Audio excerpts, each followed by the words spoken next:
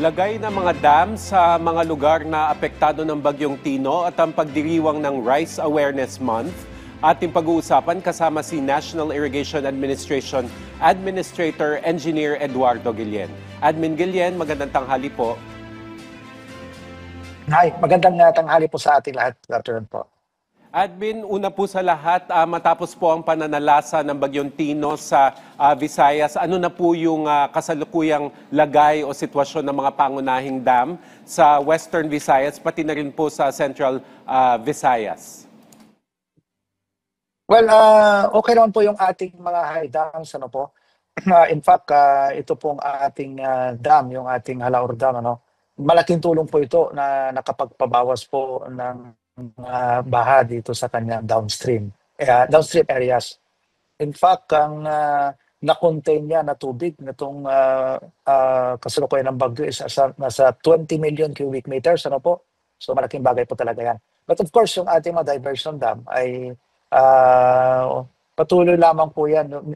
Ano naman kasi yan wala siyang kakaya na mag-imbak ng maraming tubig. So tuloy-tuloy lang po ang releases ng mga yan. So far po, ang ating malalaking dams, wala naman pong damage.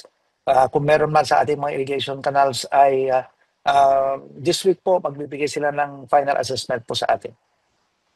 Okay, sir, paano po tinutukoy ng NIA kung kailan kailangan buksan o panatalihing sarado yung mga gates ng mga dam? Tsaka ano po yung mga pamantayan niyo po sa ganitong desisyon? Alam niyo, meron pong ginagamit ang NIA ngayon, yung tinatawag nating Tomorrow.io, ano? Tomorrow.io, isang smart weather forecasting system. So 2 weeks prior pa lang na parating yung bagyo, nag-forecast po natin yung tubig na babagsak dito sa catchment areas ng ating mga dams. Nakakapagbigay po ng panahon sa atin para makapag-pre-release tayo. Ano? Yung binabawasan na natin yung tubig ng ating mga dams para pagdating po ng bagyo talaga ay nakakatulong po siya para mag-store ng tubig. So, ito ay napakapabilis na rin po na isang klase ng flood control, ano po? Lalo yung malalaking dams natin, dyan sa Maymagat, Pantabangan, at ngayon po dyan sa Iloilo, ano? Yung ating Halaor Dam. So, yun po yung ating sistema. Admin, linawin ko lamang po, dun po sa Central Visayas, yung mga dam po ay wala pong spill gate, tama po ba yun? Tapos yung sa Western Visayas, yun yung may mga spill gate. So paano po yun kung sakaling kailangang magpakawala ng tubig yung may mga gate at kung kusang umapaw yung mga walang gate, paano po natin natitiyak na hindi po magdudulot ng biglaang pagbaha at hindi po maaapektuhan yung mga nasa downstream community? Yung ating mga diversion dams, ano mo lang po ito, mabababang dams lang po ito. So kung ano po yung dumarating na tubig, pagka napuno na po ito, aapaw lang siya. Kaya nga ang tawag po natin dito ay OG-type dam, weir type dam. At yung ating malalaking dams lamang po ang may mga sluice gates, yung may mga gates na tinatawag natin. At may kakayanan po siyang mag-imbak ng maraming tubig. Katulad doon sa ating Halaor, again, nasa 20 million cubic meters po yun.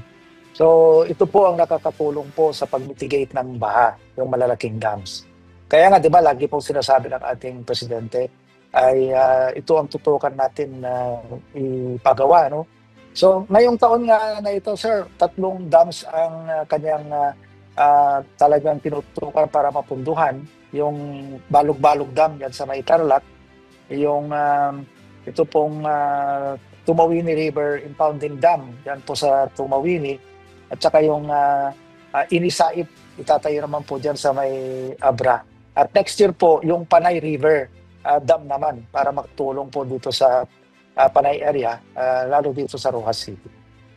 Sir, ano po yung mga hakbang na kasalukuyang isinasagawa ng NIA para matiyak yung kaligtasan ng mga komunidad na nasa paligid ng dam at irrigation systems na kung halimbawa pong magpakawala ng tubig o kay umapaw yung dam ay hindi naman talaga magbabaha dun sa community within the area?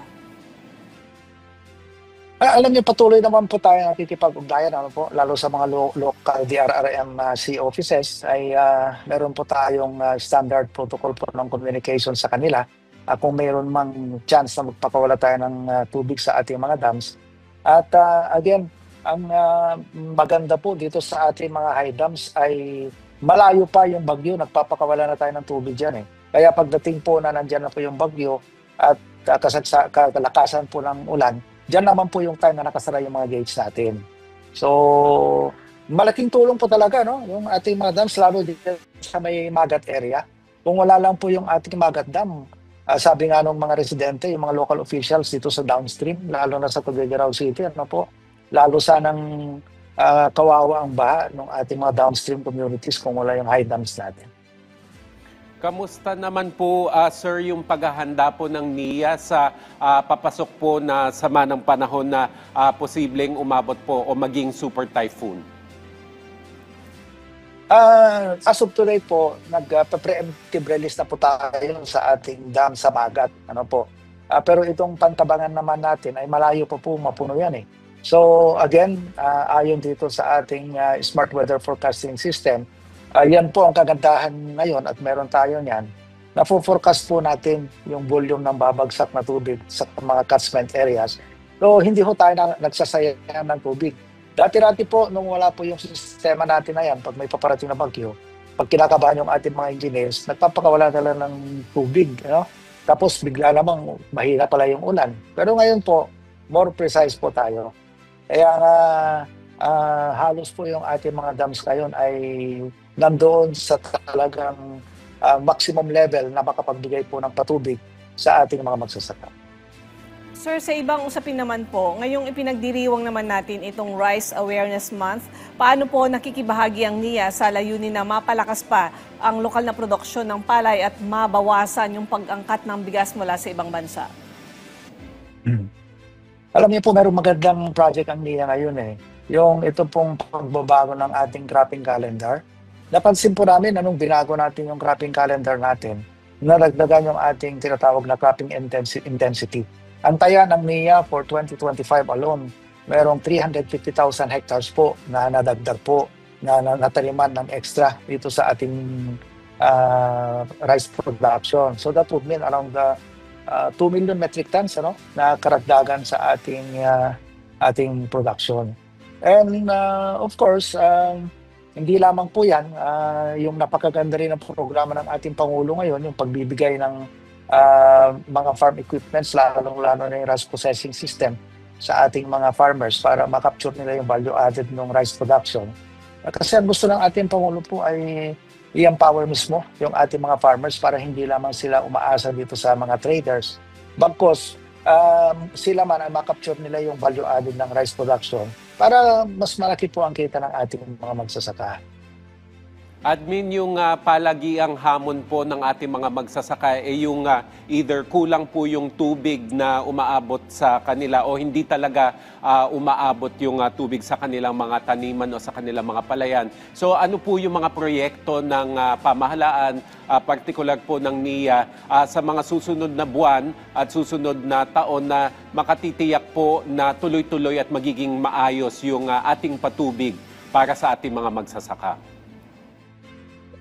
Yung pong mga dulo ng irrigation facilities natin na nakikita natin na kinukulang ng patubig, diyan po nagtatayo tayo ngayon ng mga solar pump irrigation systems, yung sa taas ng kanal, para meron po tayong additional na patubig sa kanila.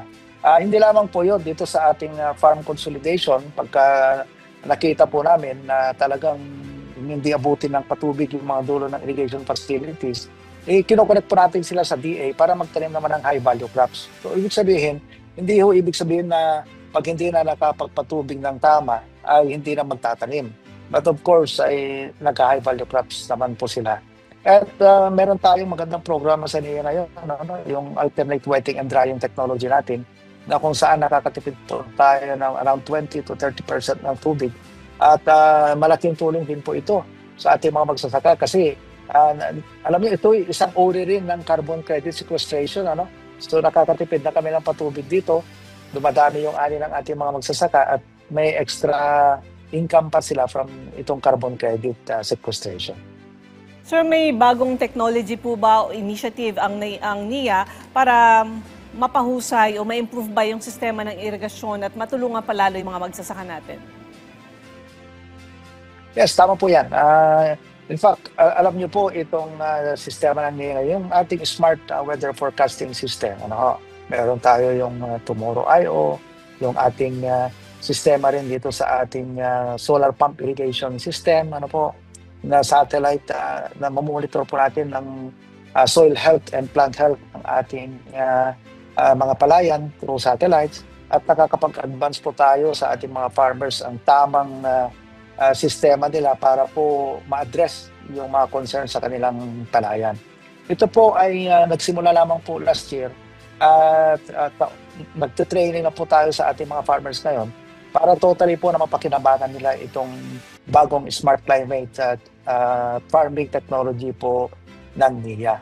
Tumutulong po sa atin dito ang Israeli government para po matrain natin yung ating mga farmers doon sa paggamit ng solar pump irrigation system at ito pong monitoring through satellite itong mga palayan po natin. Pero ang maganda po dito sa mga programang ito, ano po, nagagamit din po natin yung ating mga solar pump irrigation sa pag-monitor kung ano dapat ang itanim na crops dito sa ating mga national irrigation system at kung kailan dapat magtanim. Very important po yan yung timing po ng pagtatanim ngayon dahil nga nakikita naman natin itong mga bagyong dumarating sa atin. Ano? Like, lagi pong in-example dito sa ating UPLIS area, binago natin yung cropping calendar dyan. Dati December, naging October na. So, pinapasok natin yung ating dalawang cropping natin sa dry season. So, ang tawag po namin dyan is double dry cropping.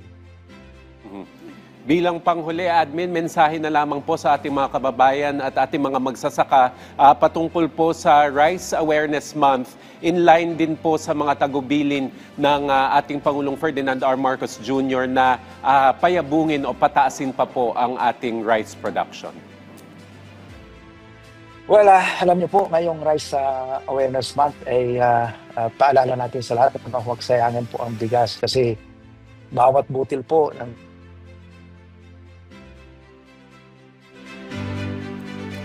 Ayan, free si Admin, pero yun nga, maganda yung sasabihin niya sana, bawat butil ay napakahalaga. Kaya dapat hindi tayo magsayang ng bigas. Maraming salamat po sa inyong oras, National Irrigation Administration Administrator Engineer Eduardo Guillen.